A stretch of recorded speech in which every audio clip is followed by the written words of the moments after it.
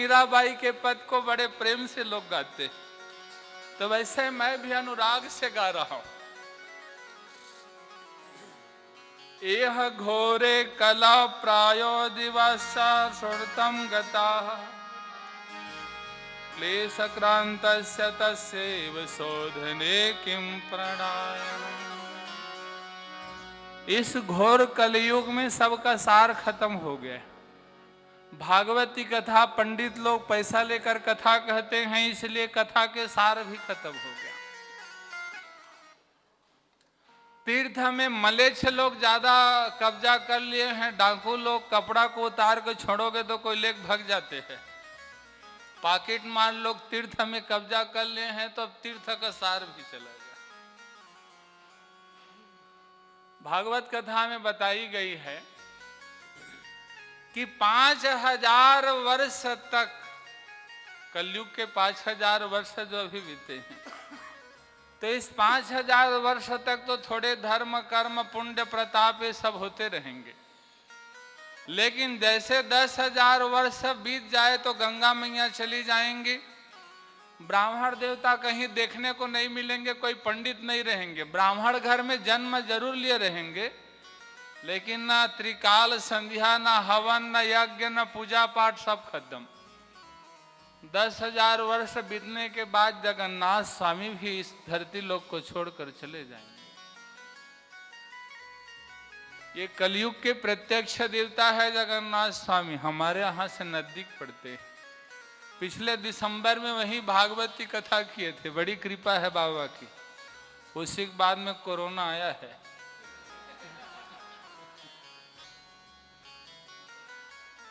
और बिना वैक्सीन के जगन्नाथ स्वामी ने कोरोना खत्म कर दिया।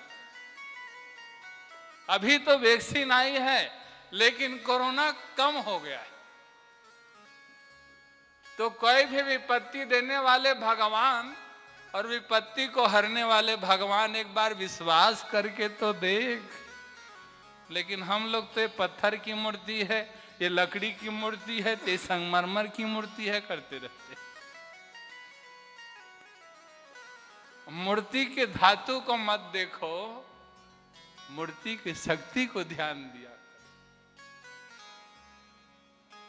तो जगन्नाथ स्वामी भी 10,000 वर्ष के बाद चले जाएंगे।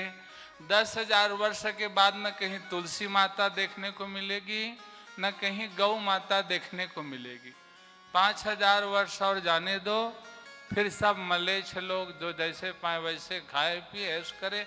अभी भी आधा लोग तो मलेच्छ हो ही गए हैं, न नहाने का न धोने का, 3 टाइम खाने का और रात भर सोने का। काम बस बना है कि पेट भरना है और कुछ नहीं। जानवर की तरह नौकरी करना है, सुबह शाम तक हाय नौकरी हाय नौकरी, और नौकरी करते करते घर वालों का हाय हाय हो जाता है। करना पड़ता है। हम नहीं कहते नौकरी मत करो, व्यापार मत करो, लेकिन हम ये भी कहते हैं कि इस नौकरी और व्यापार सबको ठाकुर जी को सौंप दो। हमारे साथ 10 दिन के लिए आए हो, देखना भगवान कितना बढ़िया नौकरी और व्यापार को चलाएंगे, आनंद आ जाएगा, चकाचक चलता है। और हम तो खुदे सरकारी नौकरी करते हैं और सब दिए हैं इस सांवरे सरकार को। तू जान तेरी नौकरी और तेरी चाकरी।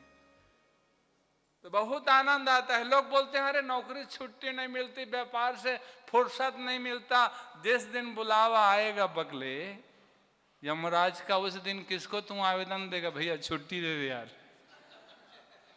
कितनों काम रहे, हजारों काम छोड़ के जाना पड़ता है। इसीलिए कहीं छुट्टी मिले तो बढ़िया, ना मिले तो बढ़िया।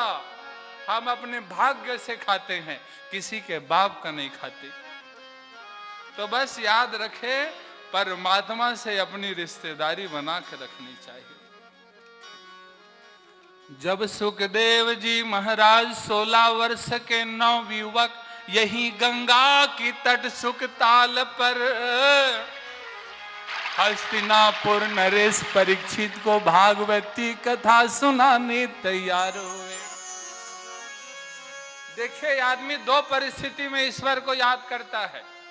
यदि अच्छा भक्त है तो ज्यादा फायदा होता है, तो भगवान को याद करता है, प्रभु आपकी कृपा है। और नहीं तो ज्यादा दुख पाता है तो भगवान को याद करता है, भगवान दुख सहने के लिए मैं बनो हूं क्या, मेरे को इतना दुख दे रहे हो।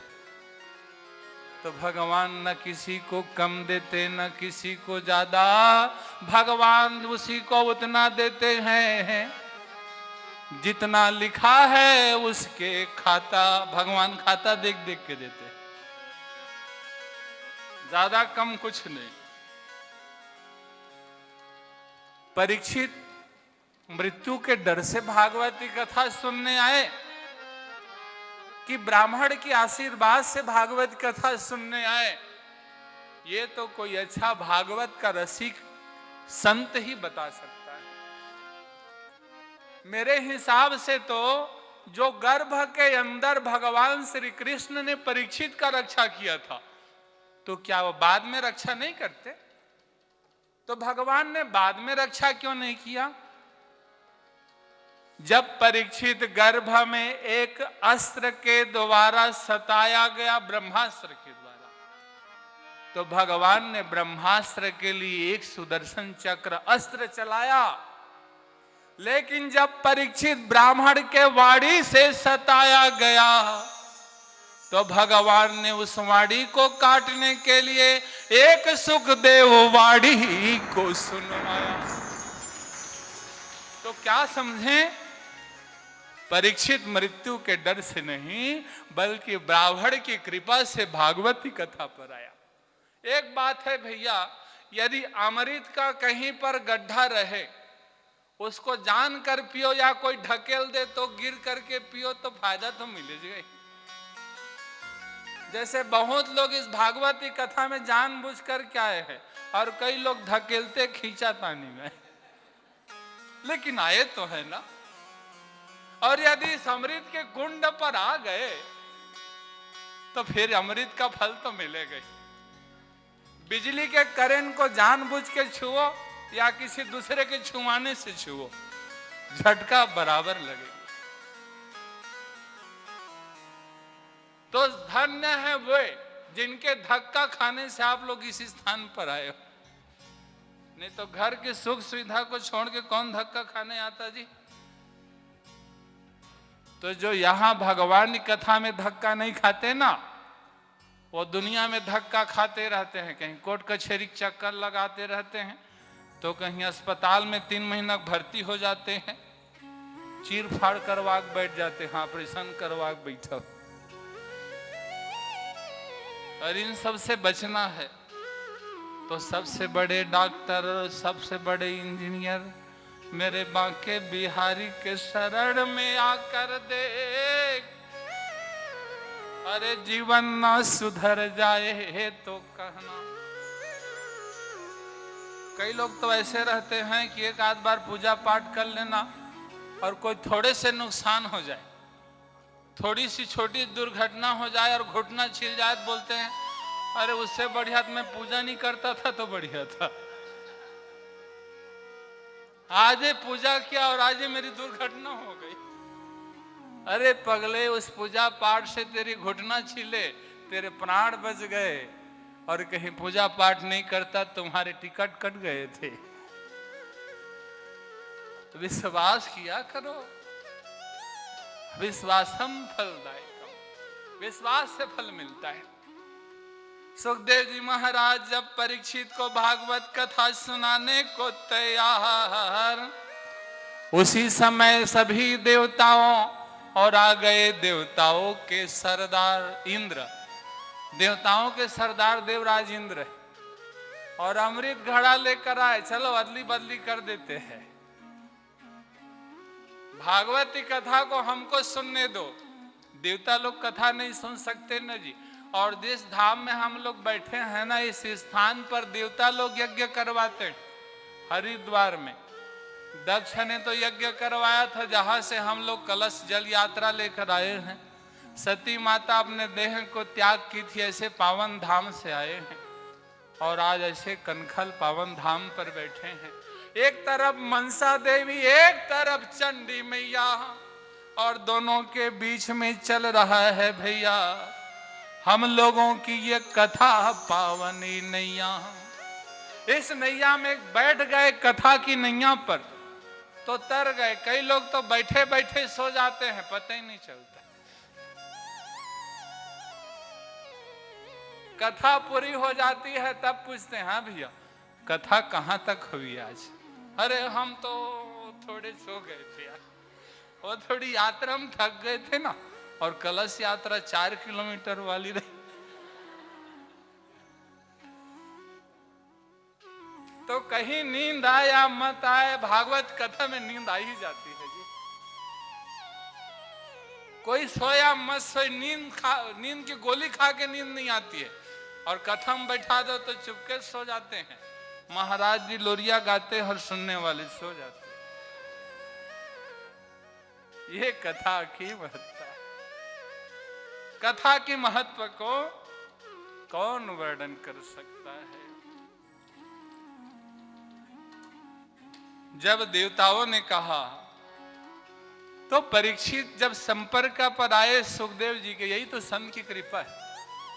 कथा नहीं सुने थे, लेकिन सुखदेव जी के दर्शन मात्र से ही उनमें ज्ञान हो गया कि कहां कथा रूपी मणि और कहां अमृत रूपी कांच। कोई भी जानकार व्यक्ति मणि के बदला में कांच को नहीं लेना चाहता है, तो मैं क्यों कांच को लूं? ऐसा विचार उन्होंने किया, और इस भागवत की कथा को सुखदेव जी महाराज ने परीक्षित को ही सुनाया था। नारद जी बताते हैं, क्योंकि शुरुआत नारद से हुई है, और नारद जी भगवान के 24 अवतार में माने जाते हैं, इसीलिए बताया गया है कि यदि डायरेक्ट भगवान से आपका परिचय नहीं है ना, तो कोई थोड़े बीड़ा चिमटा वाले कोई बाबा से ही परिचय बना लो, कोई भगवान के भक्त से ही अपना रिश्तेदारी बना लो, जीवन सफल हो जाता है। सूत जी महाराज सौनक आदि ऋषियों को इसी भागवत की महात्मा को सुना रहे हैं।